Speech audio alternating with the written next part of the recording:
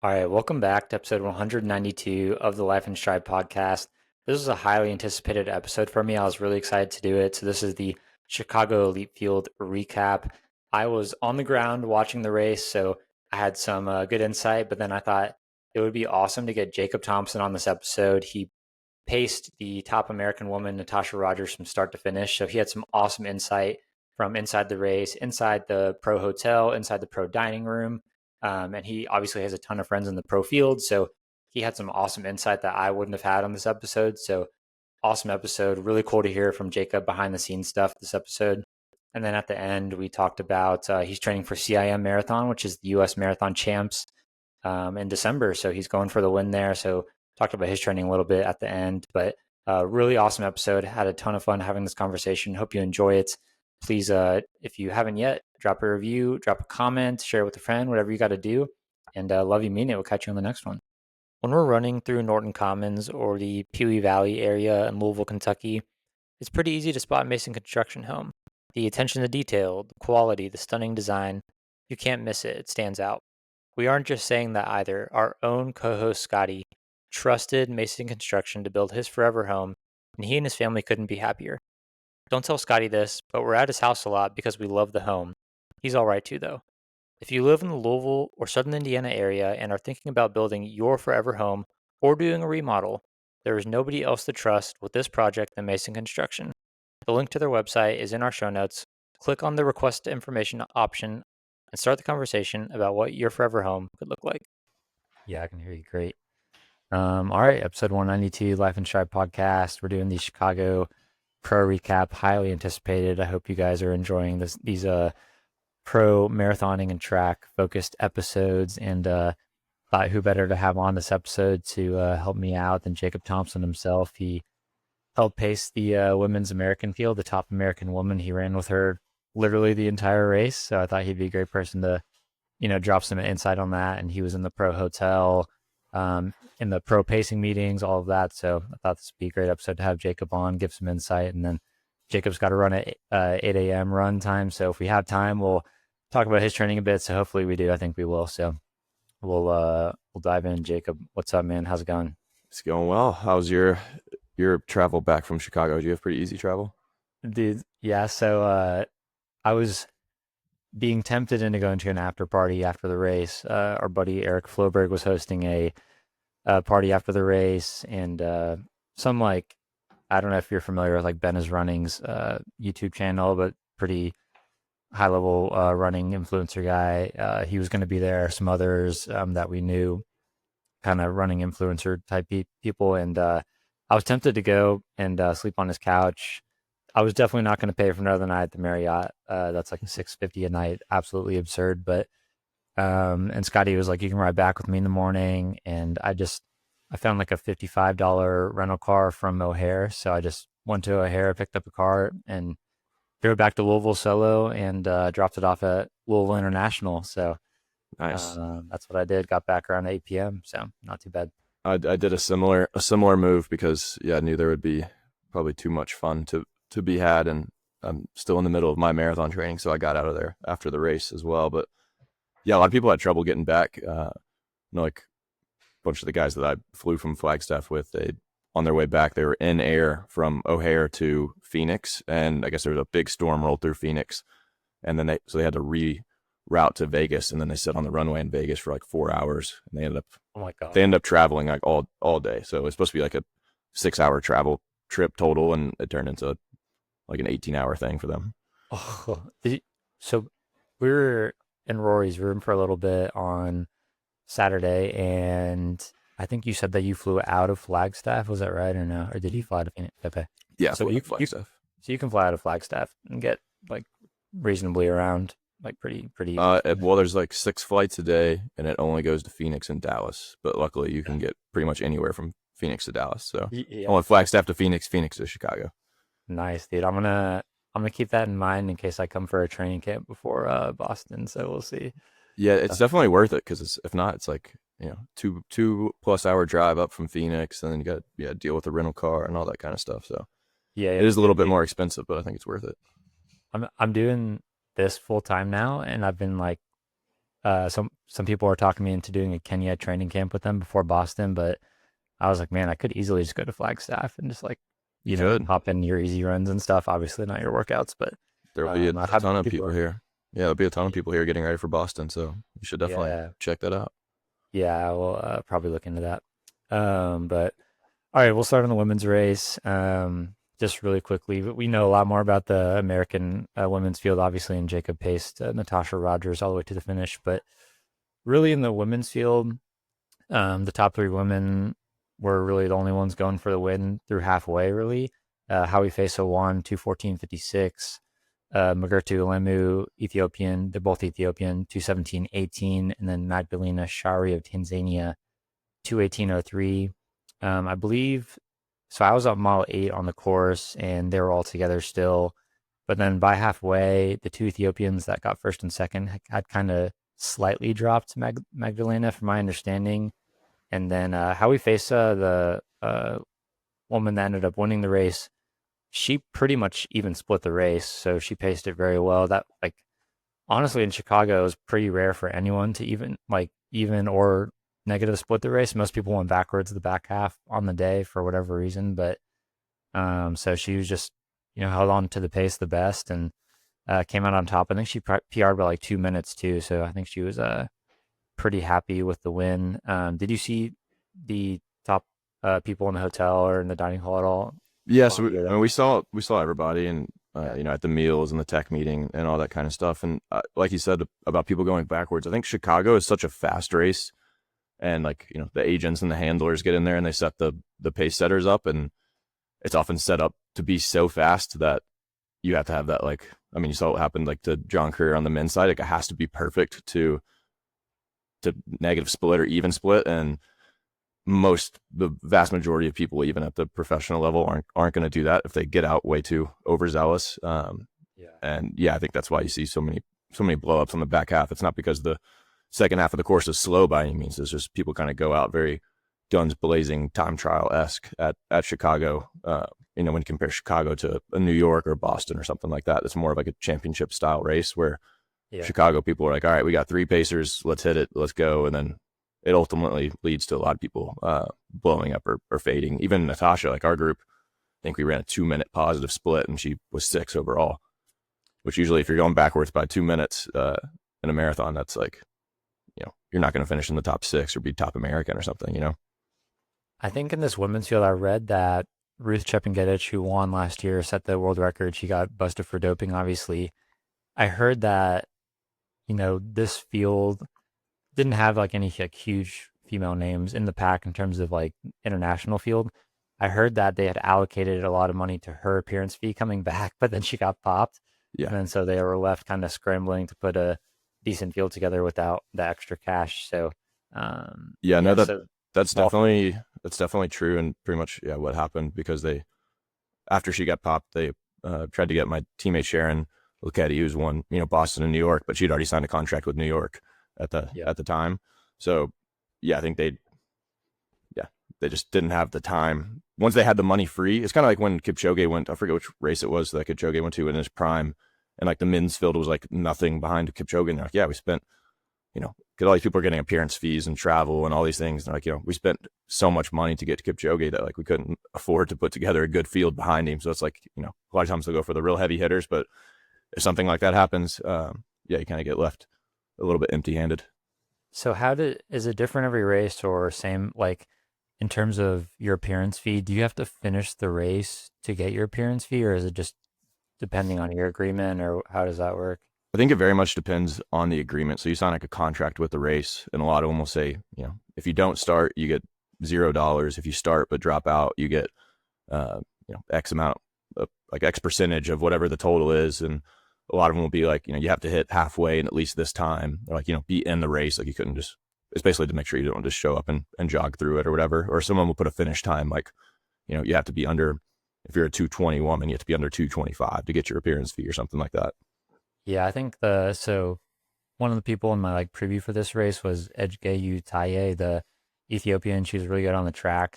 She blew up in 2:51. Was way back. It said she was 16th overall in the women's field, but I know there was a ton of women in front of her. She was probably in the hundreds. They just were including the elite field in the results. But yeah, so I was, surprised that she finished the race running at that pace.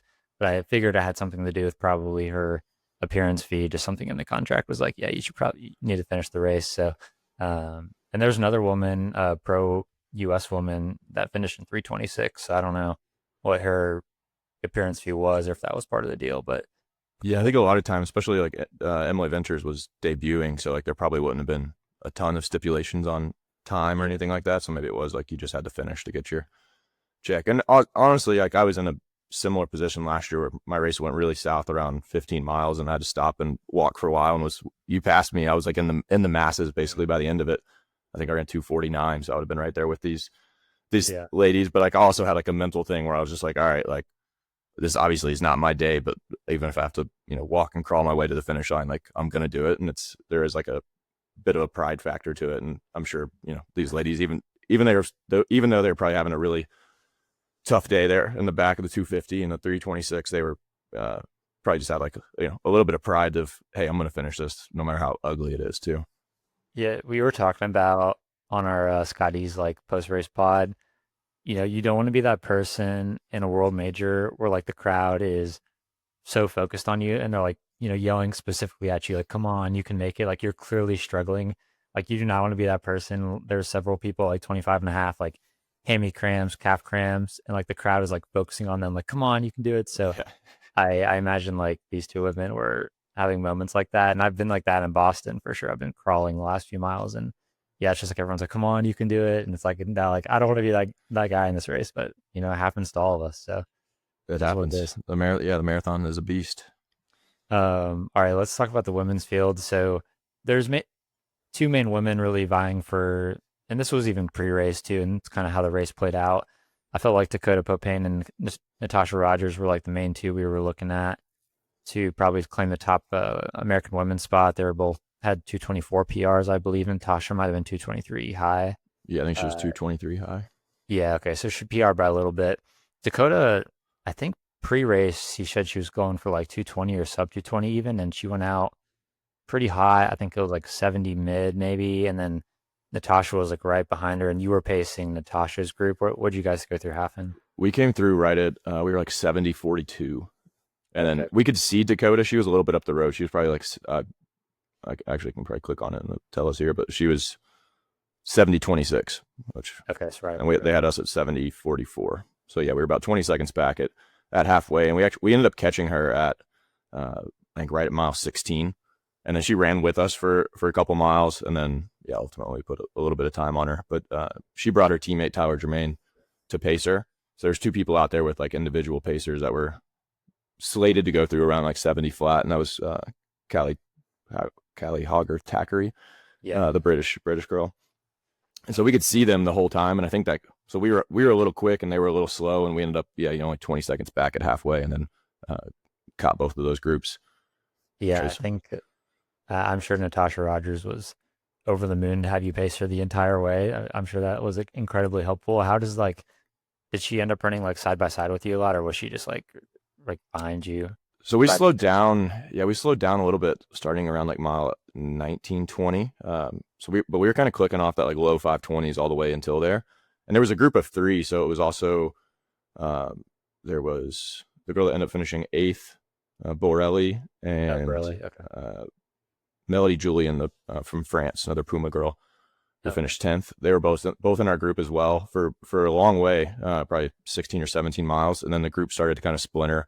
And so there was another pacer with me, and he dropped back with them, and I took Natasha basically all the way to the finish line. And Nice. yeah, if you basically like our payday stopped at the 40K. It was like from 40K to the finish. I didn't like get anything extra for it, but at Chicago, there's no better way to get back than to just finish. So I was like, all right, I'm just gonna like take her all the way to the finish line, and then once you come around those two turns right at the end, I just peeled off to the side. And yeah, I let bet her it was pick it fun up. running with like the crowd. Probably was awesome for her, right? Like, was it a pretty fun experience? Yeah, especially so like the last 2 mile stretch when it's just like pretty much a straightaway.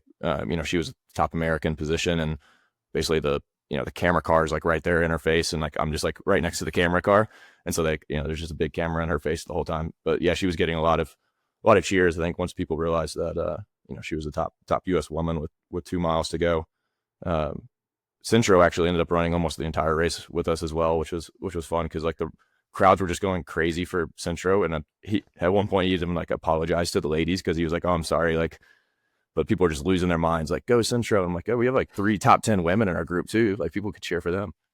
So I didn't realize I saw Centro in the back of your group when I was a mile eight and you guys came by, and I wasn't sure if he was like racing or pacing, but I guess he was racing. So I guess he like squeezed into the men's elite field, right? Like he was a part of the men's elite field. Yeah, he was part of the men's elite field, but like his whole goal was to break 220. So he told me like, "Hey, I'm going to go out with you guys at 71 and then like try to like negative split this thing."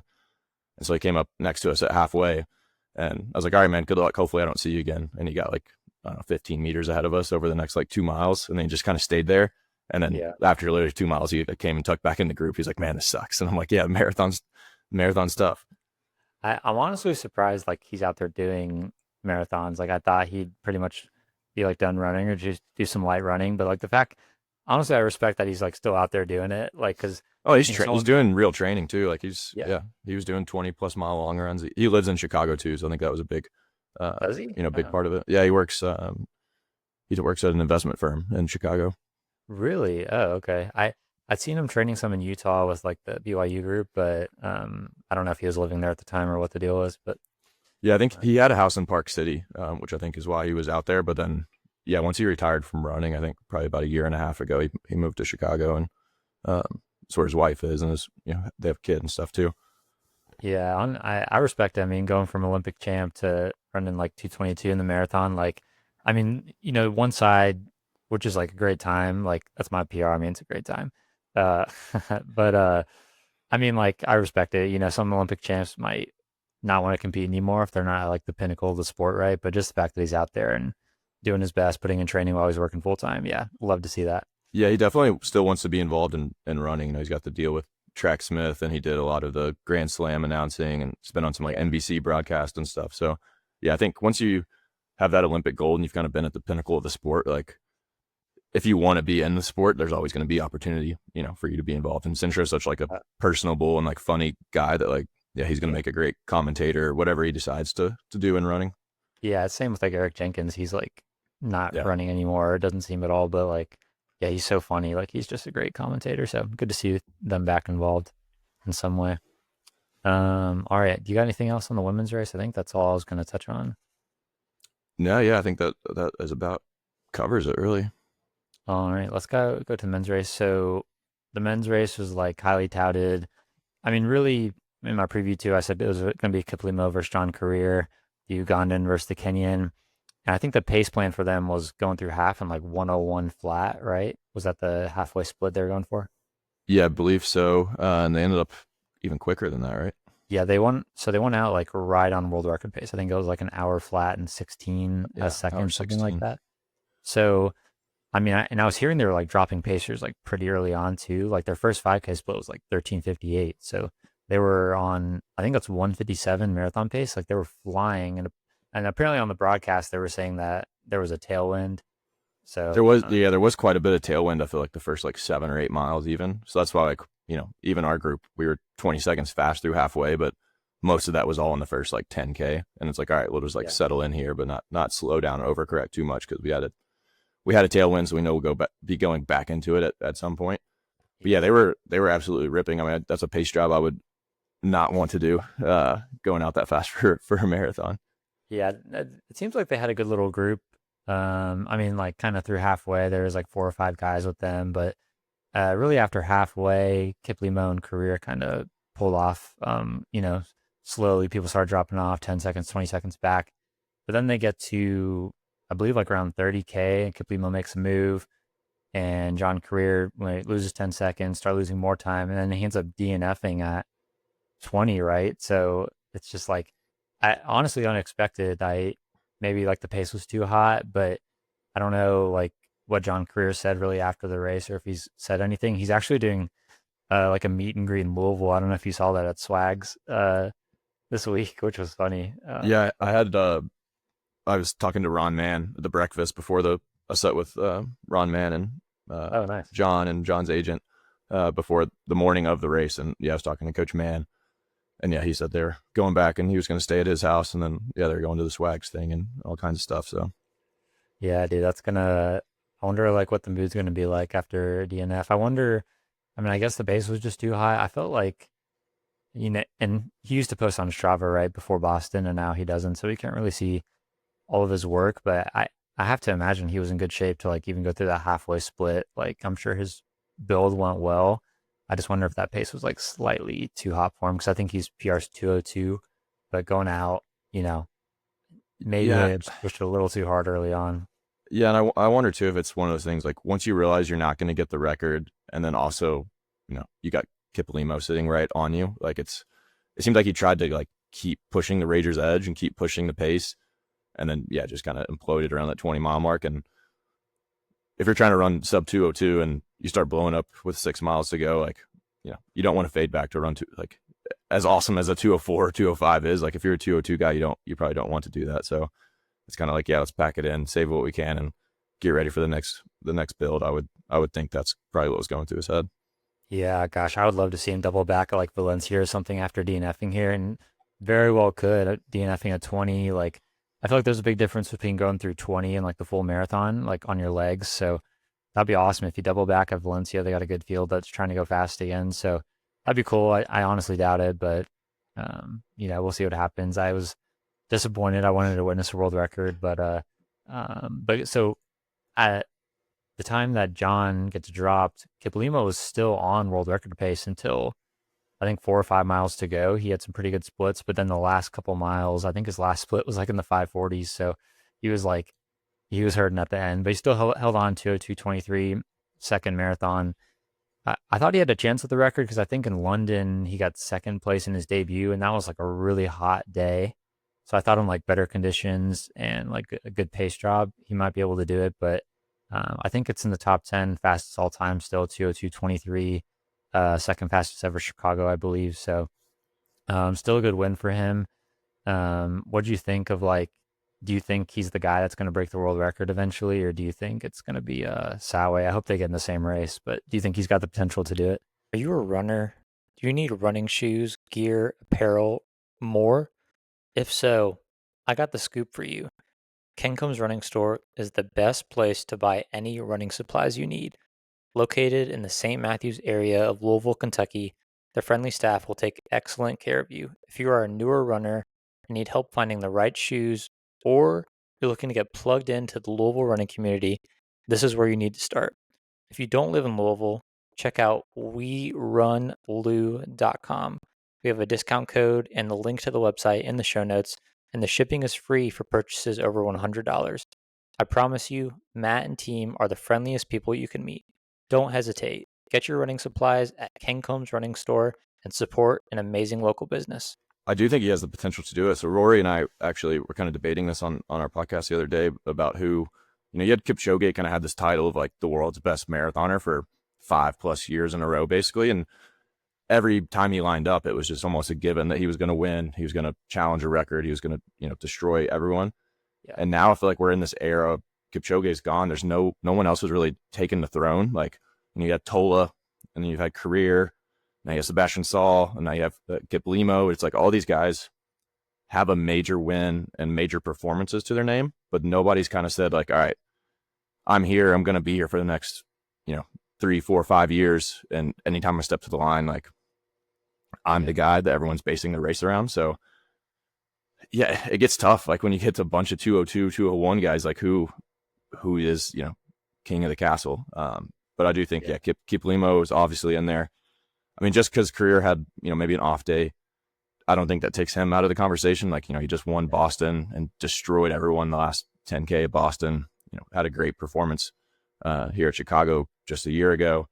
And then, Sebastian Saul just had a great Berlin and a really hot day. So, yeah, I think he's in the conversation, but I just don't think there's a clear, title right now. No one's holding the crown right now. Yeah, that makes it kind of fun. Like in one way, Kipchoge's like so iconic, and it's hard seeing him run like 2:08, 2:09, and get like 10th place, in marathons now. But like he's probably 40 years old now, 39, 40. So it makes sense that time caught up to him. But yeah, it's kind of fun like not having that ultimate like that guy right now, just kind of figuring out who's the next guy up. But Yeah, there's a few good options for who could fill that spot. I would love like all the top guys to be in the same race at some time next year. Hopefully they can make that happen and like really give a serious attempt at the world record, because I think there's probably 3 or 4 guys that can like hang on that pace through like 23 miles. It's just like who can finish the last few out, you know. Yeah, I Um, mean, I think Kiplimo's Ugandan yeah, teammate, Cheptegei, who was so dominant on the track, yeah, has stepped away from the track, and we've seen him run a really fast half marathon. And I would not doubt a year from now if he's another guy who has this name in this hat for being a 202 guy trying to challenge the world record. yeah. He struggles. I think his first marathon he ran like 2:08, I want to say, and then I think he got better the second one, but maybe like 2:06. So yeah, we'll see I think it what just Chip kind can of, do.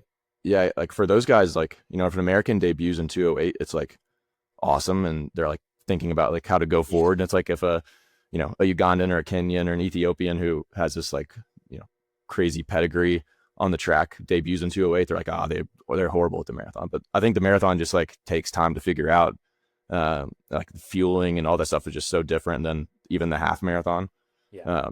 Yeah, I wouldn't be surprised if he takes another stab or two at it, and then all of a sudden he's a 202 guy and is right up here with these guys. A funny point. So I don't know if you saw the Clayton Young. Yeah, and you were at breakfast with John too. You saw him do all the sugar packets Yeah, in his tea or coffee. And Clayton Young said he asked him like, "Are you doing that on purpose for fueling, or what's the situation with all the sugar?" And he was just like, "I love sugar."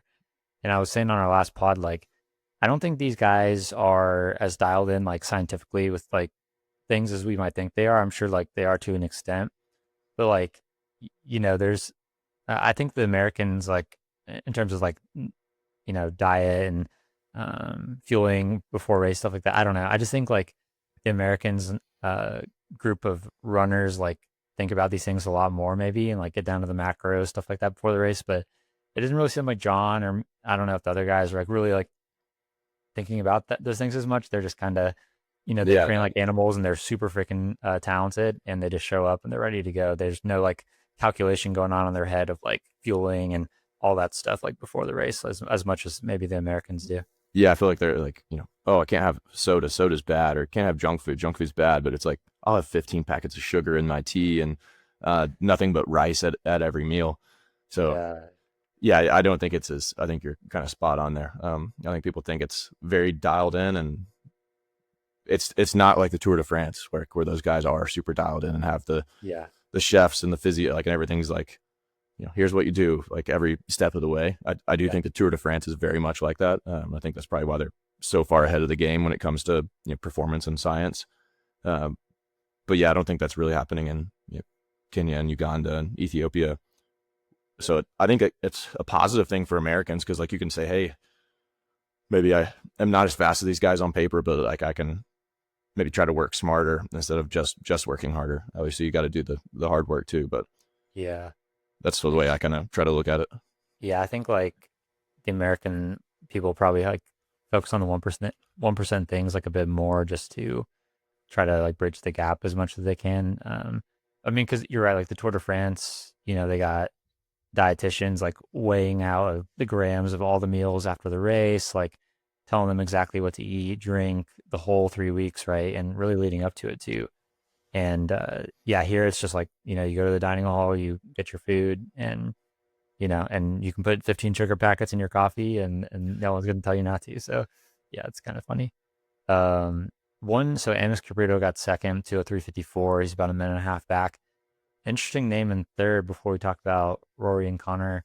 Um, Alex Masai, he ran in the NCAA for Hofstra.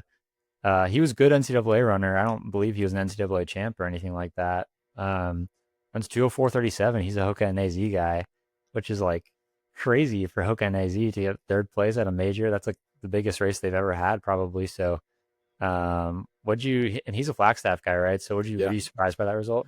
Yeah, I was a little bit surprised, but not shocked. So Alex has a brother and a sister who are both like made Kenya world championship teams. His sister was a world marathon major podium finisher. So it's kind of like in his blood a little bit, in his pedigree. And yeah, I did see a stat. This is now the fastest marathon time of anyone who ever went through the NCAA system. And I guess that makes Mance number 2 because he's only 5 seconds back. Yeah. So you have like the 2 fastest ever NCAA products finishing. But yeah, the stuff Alex was doing here in Flagstaff was pretty crazy. Like they did a 25K, so like 15 and a half mile tempo at 2:06 pace at 7,000 feet on Lake Mary Road. Wow. And he does everything with Kip2. And from everything they said before the race, it sounds like they're both like trying to run 2:06. And Alex ran 2 minutes faster and Wesley ran a couple minutes slower. So they kind of like split the difference, weirdly enough. But yeah, when Alex does stuff too, he just looks like just so smooth. He's like just smooth as butter. So like, I don't think there's ever any doubt that he was going to be really good at the marathon. I think it was just a matter of time. So like he debuted at Chicago last year and ran 2:08. And then he ran Rotterdam. I was in that race as well, and he ran 2:08. And then ran 2:04. And another kind of funny backstory, like he wasn't even in the race until about 5 weeks to go. So him and Wesley were training as if they were going to Chicago, but they didn't have they weren't like confirmed yet. They're kind of like on the wait list. So he's almost like a last minute ad, and then now he's on the podium, and his life has probably changed forever. He probably made well over $100,000 on that one given day, and he's kind of ascended, I would say, to the next level of marathoning with this performance. Do you know if he's trying to get his U.S. citizenship before the trials, or? I don't. I'm not sure. I mean, obviously, that's another big storyline to talk about is that Wesley did get his the day before the race. So like, how crazy would that have been if Alex and Wesley kind of switched spots and it was Wesley who beat Garner and kind of took the American record when he got his citizenship the day before. That would have been quite the media story. But interesting. So, I mean, we'll see. I don't know if Masai is going to go for U.S. citizenship or not since he lives here full time. But Zuhair Talbi, who got 11th, he's a 2:06 guy. Here in 2:07, he didn't seem super pumped about the race. It's not a bad result, but he's going to be a U.S. citizen he already is a citizen, but he'll be able to compete for the U.S. Next year. So, so that's a huge storyline for the trials. And then Wesley Kiptoo, obviously, I'm sure he's going to run better down the road. So it's going to be the trials is going to be pretty competitive. Of course, we have Jacob Thomson in there too, so we'll see what happens. Yeah, I was gonna say I feel like you can kind of break U.S. marathoners right now into like 3 different tiers, and it's like Mance is definitely at the top. Yep. And then I feel like he's kind of in that category alone right now. 100%. Yep. And then like the next category is like, Clayton is obviously in there. Like Zach Panning is probably in there. CJ Albertson is in there. And then all these guys, so like Wesley Kiptoo, Ryan Ford, Andrew Colley, all these guys who just ran 2:09 here at Chicago. And I feel like that sub 2:10 group is like another like echelon. And then there's all the guys probably on the outside kind of trying to knock into there, guys that are getting ready to debut, like, a bunch of guys that run 2:10, 2:11. And then on top of that, you have Klecker is getting ready to debut. Hillary Bohr is getting ready to debut. Charles Hicks, who just got his citizenship, is getting ready to debut. I didn't know that. Wow. Yeah, he's running New York. And I would say Bias and Bassa is probably pretty somewhere in between the Mance level and that second tier with his 2:06. And stud. Bia is probably going to be my pick to be top American at New York. So it's a totally different game. Yeah, it's a totally different game than it was a couple years ago. And I think people are going to the marathon sooner. I think obviously you have a couple imports with Wesley getting his citizenship and Zohair getting his citizenship and Charles Hicks getting his citizenship. And it's like these guys aren't slouches by any means. You're talking about 2:06 and 2:08 guys getting citizenship with a couple years to go before the trials. So I think 2028 trials is going to be, it's got to be probably the deepest the deepest U.S. trials there's ever been at the marathon. Dude, I didn't know Hicks. If I'm Charles Hicks, I'm gonna keep my UK citizenship. I feel like that team's a lot easier to make. Yeah, it's probably a lot easier to make. I think his big thing was, contract dollars are probably worth a lot more with a U.S. citizenship, and you can go to all the the U.S. like road championship races, which he's done really well on. Just this past year, I think his first race with citizenship was the Cherry Blossom 10 mile, where he ran like 45 something. He would have broken the American. He was kind of in a similar position as Zohair, where he had the citizenship, but he wasn't like record eligible at that race. But he would have broken the American record basically in the 10 mile. But then by the next time he raced, he was like completely good to go. So yeah, he's debuting, kind of jumping straight up to the marathon. So we'll see how it goes for him in New York. Oh, he's doing New York. Okay, that's an interesting place to debut. Not the fastest course, but a competitive field. So we'll see how he does. Yeah, I think well. So you have Klecker debuting, Hillary Bohr, who I think is going to probably jump up there into that top category Yeah, of marathoners in the U.S. And you have Charles Six all debuting at New York. I think Klecker's kind of had an up and down road like season. I think he maybe hasn't been as successful as he was on the track, but we'll see. I mean, he's ran well, but I thought he'd be like maybe a little closer to the front in some races that he wasn't. So I'm not sure. Maybe he's just adjusting, but I mean, he was nasty on the track. So it seemed like a little. He was running so well on the track. I mean, he won the U.S. 10K champs. Like he was making teams. So I was surprised to see him jump to the roads full. I mean, it seems like he's going full time to the roads. I don't know if he is. Yeah, Uh, I believe that's his intention. I think he said he was thinking about doing some track races this summer, and then scrapped them and ended up doing like the Beach to Beacon and the BA 10K and stuff like that. Just yeah, so he's kind of had this whole year to get used to the roads, I guess. yeah, the roads are definitely more fun. I'll say that. Well, just from having run in college and stuff, the roads are a lot more fun. Yeah, Um, But okay, so Connor Mance, 2:04:43 in fourth place, awesome run. He pretty much even split the race, from my understanding. So their first 5K split was really fast. They're like on 2:01 pace again with the tailwind. And, you know, so I was standing again around mile 8. Mance had a group with like Zuhair and a few other guys. Ken War, I think, was in his group. And then Rory's group was like 5-10 seconds back. They were like a step back. So I thought that was interesting that they weren't in a pack together, but I think Rory knew like, okay, we're going a little too fast here. And I guess like Mance, you know, like Mance is a competitor. So I think Rory is like playing it. Like, obviously Rory is too, but I think Rory was trying to like play it a little safer, which was smart. yeah. Um, They were slated to have two separate pace groups. So there's supposed to be a 62 flat group and then a 62:30 group. And Rory is supposed to be in that 62:30 group, and Mance was supposed to be in a 62 flat group. And there was some separation, and then around mile 10, they just like basically merged together and became one group. That what did they end up coming through halfway at? it was like, I think Mance like pretty much even split it. So probably around Yeah, 62:20, 62:19 is what the splits say here. So okay. Yeah. So he came back 62. they basically split the difference. Those two groups basically split the difference and just became one big group around mile 10. Yeah. I think Rory held on. Obviously, Mance, awesome race, even split.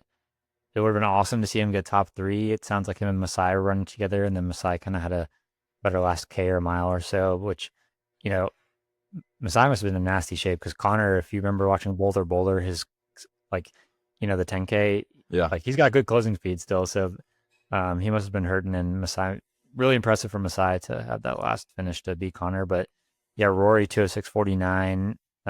What was he thinking when you guys recorded your pod? Like, was he like pretty happy with it? It seemed like he was texting us, and he seemed like he was in a good mood. So yeah. I think basically the way he kind of phrased it is once the pacing was so off in the beginning, he knew it probably wasn't going to be like the perfect day to get a Canadian record, but he was still like determined to have a good race, and obviously he did. I mean, running 2:06 was a big PR for him coming off his 2:07 at Boston. So yeah, I think he was really happy with it, and he caught a lot of people. He said in the last like 3 to 4 miles. I think he caught Bashir Abdi, he caught Zohair, he caught Timothy Kiplagat. So he kind of moved his way into the top 10 over that last 5K. So he was closing fairly well, which he was happy with. yeah, I mean, Bashir Abdi and Zuhair Talbi, those are some pretty good names to beat in a race. So getting top 10 in this field is actually really impressive. Like, this is a really strong field. Kim Moore, 2 spots ahead of him. I mean, yeah, super good placing wise. A couple big names he beat. So, yeah, he seemed happy. Obviously, he wanted the record, but can't be mad with the PR 2:06:49. I mean, saying like, you're a 2:06 guy as a North American is like pretty special, and not many people can say that. So, Yeah, there's definitely, only a yeah, couple. I mean, I think yeah, yeah, you have Mance, and that puts you in a similar territory as like a Ryan Hall, or I think Meb's PR actually is only like 2:08. yeah, I think is Dayton's PR 2:08 as well. yeah, 2:08 or 2:07. Yeah. Yeah, So Cam Levins has obviously run a little bit quicker, but like yeah, there's only a handful of names in that 206 and faster category. Yeah, I think Rory has definitely like reached that he's entered a new arena of marathoning in terms of the majors. I think he's like definitely every time he steps on a major line, he's like a competitor for the top 10, which is really exciting. So, because he was at Boston too, so Yeah. that's a pretty exciting place to be in, and probably has a lot of awesome opportunities ahead of him race wise. So good for him. Yeah, I think these races are just getting like just better and better, and the competitors are getting better too. Because like, yeah, it used to be. I mean, even like think of someone like Scott Fauble, like he would run like 209 high and be top 10 at Boston every year. Now it's like, all right, you want to be a top 10 at Boston unless there's like some crazy weather, you're going to run 207. If you want to be top 10 at Chicago, you got to be looking to run 206 or faster. So yeah, I feel like 208 is kind of the new 210, and there's just also way more guys doing it now. So it's going to be exciting next couple of years in the marathon, I think. Yeah, dude, Scott Fauble running 208 or 9 and like the OG Hoka carbon shoe was legendary, bro. Yeah, that's probably worth the 207. Yeah, there's no way that shoe is that great. I could be wrong that maybe it was legendary, but is Scott Fauble even pro now? Is he still running? I haven't seen him race. He apparently he is quiet retired. Who just Quietly retired. Okay. quiet retired. Yeah, no announcement. Just his last race was Trials. the trials in 2024, beginning of 2024. So Last time we saw him race. Yeah. Quick going down here. So obviously Kip 209.02. Ryan Ford, he had a really good race at Boston, I think, 209.37. I think he was a D2 guy, and then he transferred to no, he was a D1. He ran at UT Martin, which is like a small school in Tennessee, and then he transferred to Iowa State and got like really freaking good at Iowa State, and then now he's running pretty good in the marathon. yeah, and he just joined. He basically has on OAC was looking for someone to train with Klecker, and I guess the story is he was out there to take a visit with the 10-man group, and then Klecker recruited him to do a long run, and he like did well in the long run, and then Ritz was like, "Yeah, we'll sign you, like cancel your Adidas visit," and they swiped him away from What? the 10-man group. Yeah, so now he's in Boulder training with basically Klecker's training partner because there's nobody else doing road stuff in that group.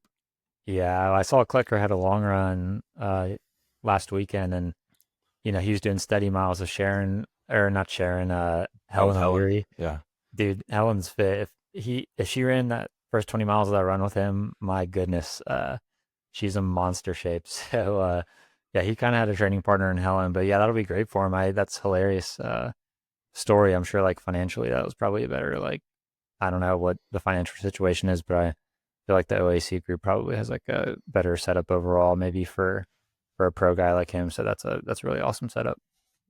yeah, I'm sure. Sounds like he's happy with it. And then yeah, I feel like we also got to touch here on Galen Rupp, Yeah, kind of coming back from the dead. And I talked to Mike Smith, his coach, on Monday at the track here at NAU. He was out there with all his track guys are getting back to work, doing a workout, and I was at the track doing just some drills and stuff after my run. And yeah, he said Galen was like really happy with it, and it was his first like pain-free race since 2021, and he's just happy to, obviously when you're that good for that long, like he probably still, wants to be out there trying to run 205 and 204 and, challenging Mance. And that's kind of like his mindset, but like he was really happy just to like have a really good race on the board that he can kind of like go from just because he's had so many setbacks the last 2 years.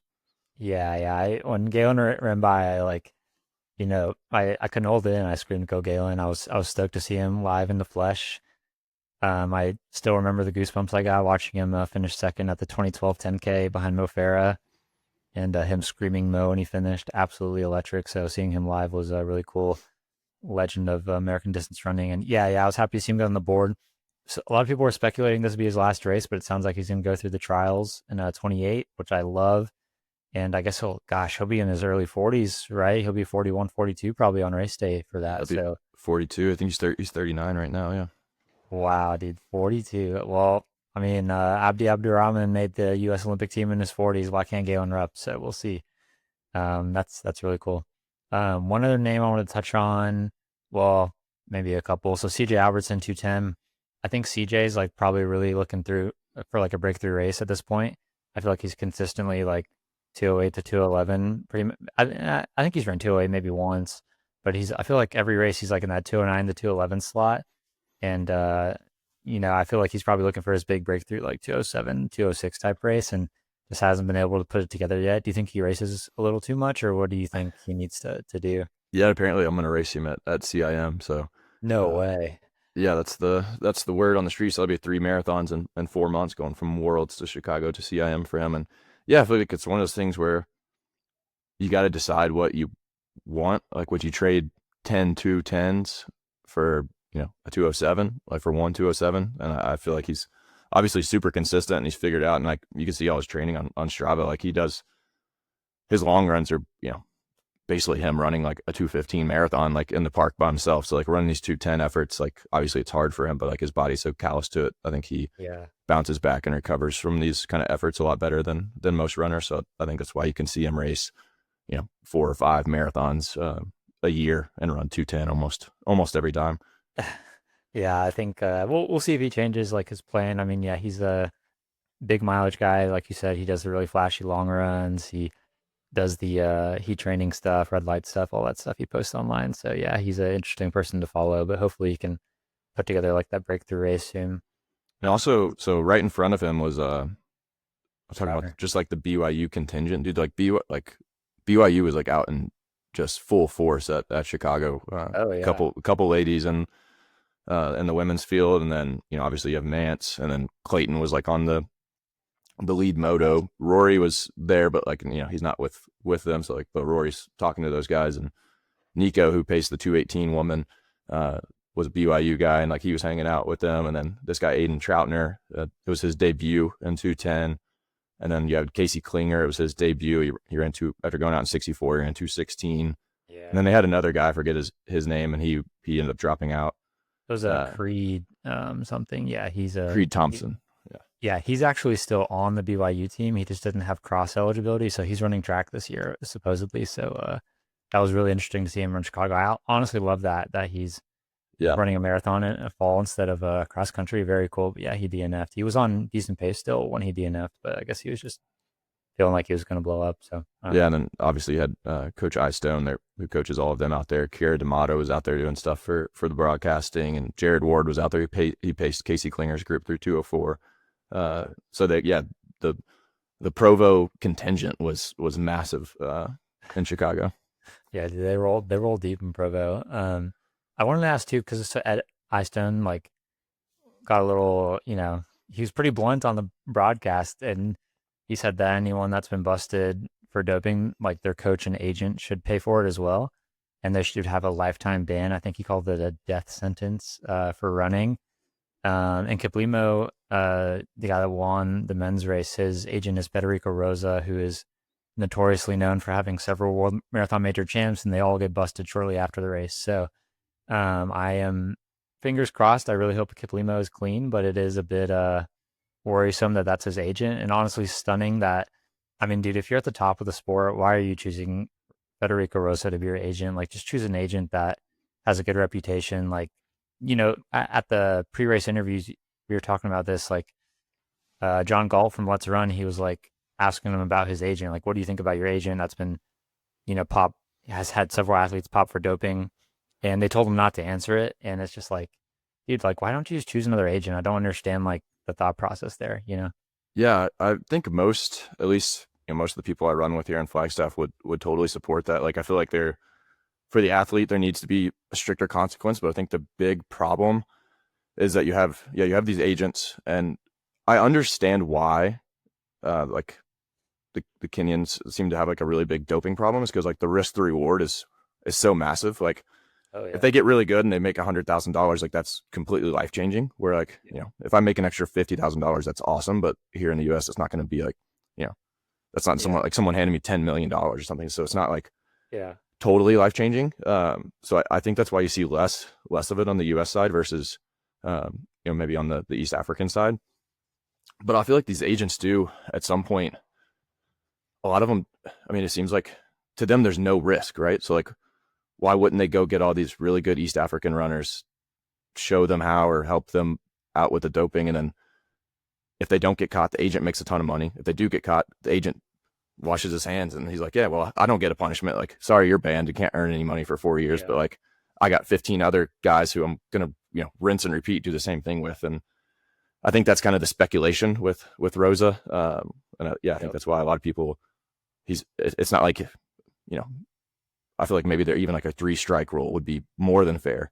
Oh, If you have three athletes in a year, 3 athletes in an Olympic cycle or something like that, test positive, then like the agent should also get a ban. That's something that I would totally support and be behind. I think if you're an agent or a coach and you're working with a lot of different athletes, like obviously you're not totally in control of what the athlete chooses to do. So maybe 1 strike is a little too harsh, but I think once you start getting 5, 10, 15 of your athletes with the same doping charges, it does start to look a little fishy, and like, okay, maybe this isn't a coincidence. It's almost, like you said, people see the name Rosa next to your name and they just like almost assume the worst and don't give the athlete, which shadows the athlete a little bit. So I would totally support something like what Coach Eyestone said on the broadcast. I think that would be a 3-strike rule or something like that, and then hey, you're out. Like, we don't have room for this in our sport. Would be a great thing. Yeah, I mean, if you're Jacob Kaplimo, like, let's give him the benefit of the doubt that he's clean. It's just like, why would you want to affiliate yourself and like have people question, like we wouldn't even have to have this conversation about him. But it's just like, why wouldn't you just like pick up a agent that has like a good repertoire? It doesn't make sense to me. But hopefully he's clean. Like, it sucked that the women's winner last year got busted, and it sucks for the person that she's not even gonna get that race taken away from her. She got and that's what I said. So. There's no risk to the agent at all, because like he's still going to get his his percentage from her breaking the world record, because she didn't fail the test until a couple months after at a different event, or is where she got popped at. So like technically her Chicago performance from last year is going to stand, and that check's going to clear, and his cut of that check is going to clear. So like to him, to an agent, there's no real punishment for your athlete testing positive, which, if you're going to share in their profits and their benefits of the athlete, you should also share, I feel like, in the consequences they get for doping. Yeah. The good thing is, like, at least with John Career, like, we know Ron Mann's a great guy. We know Wesley's a great guy. Like, I feel like really confident in his, like, him being clean and everything. So that, like, gives me some hope that there's some guys at the top level that are, like, legitimately clean, just because, like, we know everyone in his circle and they're just, like, it's a great circle of people. So there's no doubt to me that John's clean. So at least, like, we know there's some top people at the sport that are doing it the right way. Yeah, and I would say the same for Alex Masai and Connor Vance, like, and Rory. 100%. Like, there are a lot of 204, 206 guys who are doing it clean. So it shows that it can be done the right way. All right, Jacob, do you have time before you run the preview or talk about your training in CIM a little bit, or you got to go? Yeah, I can do another couple minutes here for sure. Or a few minutes. All right, Jacob, you're running the CIM Marathon in December. It's the U.S. Marathon Champs. Very exciting. Who's your main competition besides CJ Albertson? Yeah, that's actually what I'm actively trying to figure out. I haven't seen like an official start list yet. There's some talks that Clayton Young is going to do it, but now he's going to do Valencia instead. Well, I guess CJ, we'll see how he comes off of Worlds in Chicago. I know Nathan Martin is for sure doing it. I think he's run 2:10, but he's run really good half and really good 10-mile. So he's still kind of figuring out the marathon distance like myself. And then Nico Montes, who's run 2:09, actually trained with him quite a bit here in Flagstaff. And then I know there's just a slew of like 2:12 to 2:15 guys that I don't really like know super well. From all over, from Boulder and from Flagstaff and from like New England and stuff, who are going to be doing it. So I'm sure some of those guys will be in the mix. But yeah, as far as like the top names that I can think of, those are the only. I've been asking everybody, like trying to figure out who's doing it, and those are the big three that I can kind of come up with. So I think that's the competition. Nice. So it sounds like an awesome opportunity for you to maybe win the race. So that's really exciting. It's U.S. champs too, so I'm sure that like financially and everything would be a really good opportunity. So that's awesome. So like you've dealt with some like hip issues before, and you just got married and everything.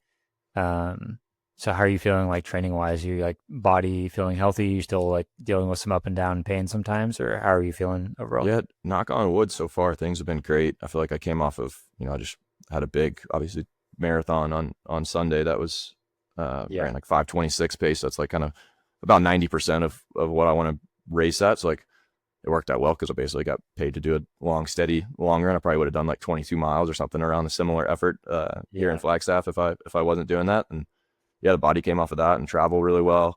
I ran a 10K about a month ago and ran a couple of seconds faster than I did last time I raced that race. And then I have a half marathon on November 9th that I'm going to be shooting for a really big PR at. And then kind of just roll that straight into CIM. So yeah, I've gotten the volume back up. I hit 125 the week before Chicago, came down to, I think I had 109 the week of Chicago. And this week I've kind of taken it easy. I'll be like probably low hundreds, just because I want to make sure I fully recovered coming off of that Chicago effort. Even though it was, not a race effort, it was still like pretty strenuous on the body and throw travel and everything in like that. And then, yeah, I'll put 2 more weeks after this in the 120s, below 130s, and then kind of come down a little bit, do the half marathon, and hit 2 more hard weeks, and then, yeah, pretty much taper time. So, which half are you doing? It's called the Hardyville Half Marathon. It's in South Carolina. It's really close to like Hilton Head. Oh, nice. Okay. So yeah, it's a looped course. They actually had the race in 2020 and 2021. It's where Connor Mantz opened his pro career in like 60-55. I was gonna say, was that where the U.S. half champs were? Because okay, yeah. So it's a fast course. I think it's only open to like, I want to say it's like 150 or 200 entries, and like everybody's run like under 115. So like everybody there is like a pretty serious like competitor. Yeah. There's 2 Kenyan guys who've run 60, like 60-50, under 61 minutes. And then some of the Zap guys will be there. Some of the McCurdy guys will be there. I'll be there. So yeah, it should be a pretty good race. And yeah, I'm hoping to run my PR is 62:26. Yeah. And so I'm want to take about a minute off of that. I really want to break 61:30 is the goal. Damn, that'd be awesome, dude. That would put you. I mean, let's say you run 61:30 at that race, or like 61:25. Get your goal. What would you like pace strategy wise be in CIM? Because would you have a pacer at CIM or? So no pacers at CIM that I know of. I think mainly because it's a championship race, but like the goal there, like I think I need to be in 208 shape going into that race to have a chance to win. It doesn't mean the winning time is going to be 208, especially in a race that's fairly hilly, has no pacers. Like the winning time, I mean, the course record was 207 last year, but before that, only one guy had ever broken 210 there. So I think, the winning time might be 208, might be 209, might be 210, but like you need to be able to cover moves that a 208 guy can make, basically, is the way I'm thinking of it. And yeah, so I've kind of set up the training for that to be able to roll, 455s, and a lot of these like long tempos and stuff, and be able to drop down and run 440 and come back up and stuff like that. It's kind of how I've set up the training. And yeah, I think a big part of that is running a faster half marathon. It just gives you like more capacity to handle moves and to, someone. When I got second there in 2022, there was a big move at mile 22 that I just couldn't cover by Footsum. Footsum's another name who's doing CIM. I forgot about that. Oh, really? Yeah. And he won it last time. It was US champs in 2022. So I'm sure he will be up there. So yeah, just basically being ready for any of that stuff. Like I would love on a perfect day to run 208, which would be a 3-minute PB for me. But even if I've said like I'm going there to race, I'm going there to try to win. So if it's 213, it's 213. If it's 208, it's 208. Like I think you need to be ready for 208, but then just race the race basically. Yeah, the good thing is I'm sure like Nico and a couple other guys will probably be in the same mindset of like they'd like to run in that 208 range. So I'm sure like pace wise you'll not be alone if you want to roll out at that pace. Hopefully you have a group rolling with you. But yeah, I mean it's a good mindset for sure to just go for the win, not worry so much about time. But the time would be a nice nice cherry on top too if both of those work out. So that's kind of like my mindset. And I'm just really honestly kind of pretty grateful to be back training at a very high level. I feel like this is the best training I've done. I feel like I kind of got there before Rotterdam last year, but I just ran out of time. So like I didn't have the mileage, I didn't have the big long runs. I was just kind of getting to consistency when it was time for the race basically. So I'm glad I've been able to string it together now.